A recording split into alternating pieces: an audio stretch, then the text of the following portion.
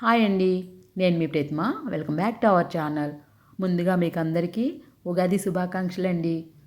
ఈరోజు నేను ఈ వీడియోలో 2 వే ఆఫ్ స్టైల్స్ ఉగాది పచ్చడి ప్రిపరేషన్ అయితే చూపించబోతున్నాను.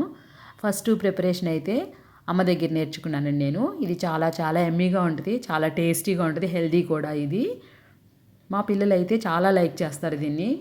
ఉగాది నుంచి శ్రీరామనవమి వరకు తింటానే ఉండారండి చేస్తే. నెక్స్ట్ ఇది వచ్చి ట్రెడిషనల్ ఉగాది పచ్చడి. ఇది దీనిలో షడ్రుచులు మాత్రమే ఉంటాయి, ఇంగ్రీడియంట్స్ కూడా చాలా తక్కువ. ఇప్పుడు ప్రిపరేషన్ చూసేద్దాం.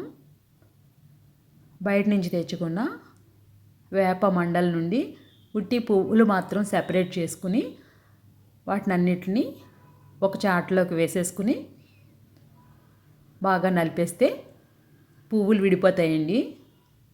ఇంకొంచెం ప్రెస్ చేస్తే రేకలు కూడా సెపరేట్ అయిపోతాయి. ఎందుకంటే అలాగా కాడలతో వేసేస్తే కొంచెం చేదుగా ఉంటుంది, ఎక్కువ తినలేరు.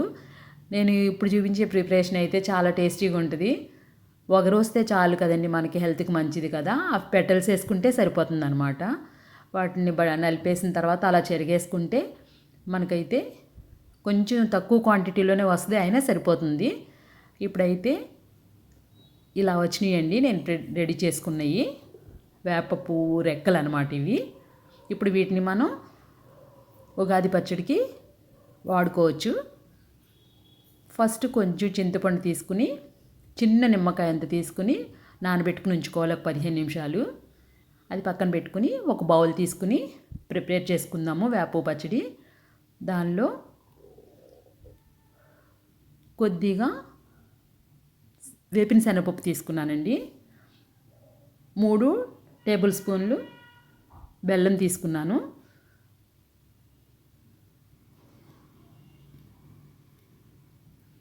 3 టేబుల్ స్పూన్లు పచ్చి మామిడికాయ ముక్కలు సన్నగా తరుక్కొని వేసుకోవాలి. ఇందులో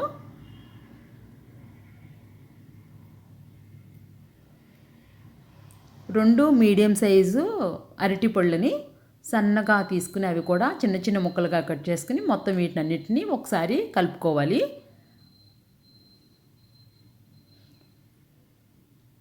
అయిన తర్వాత ఇప్పుడు ఇందాక మనం తీసి పెట్టుకున్నది ఉంది కదా చింతపండు, దానిలోండి 1 టేబుల్ స్పూన్ తీసుకోవాలండి చింతపండు జ్యూసు.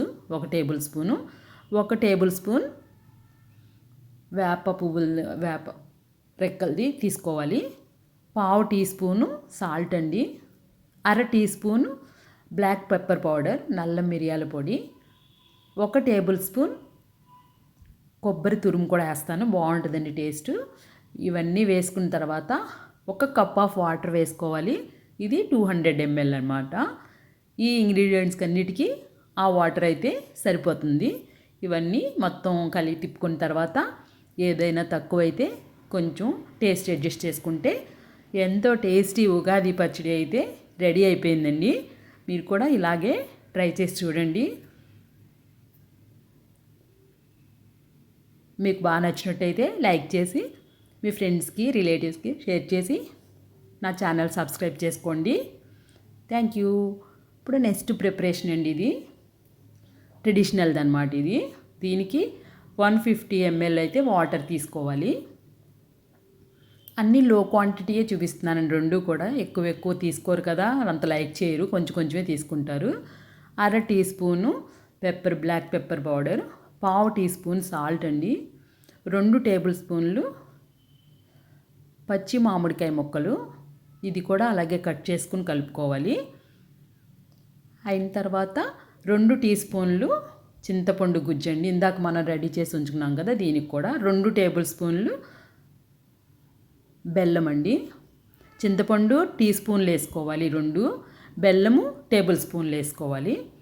ఎందుకంటే మామిడికాయ ముక్కలు పులిపే కదా, చింతపండు పులుపు అయితే, అందుకని బెల్లం ఎంత వేసుకోవాలి. ఫైనల్లీ 1 టీ స్పూన్ అయితే వేప పువ్వు వేసుకోవాలండి.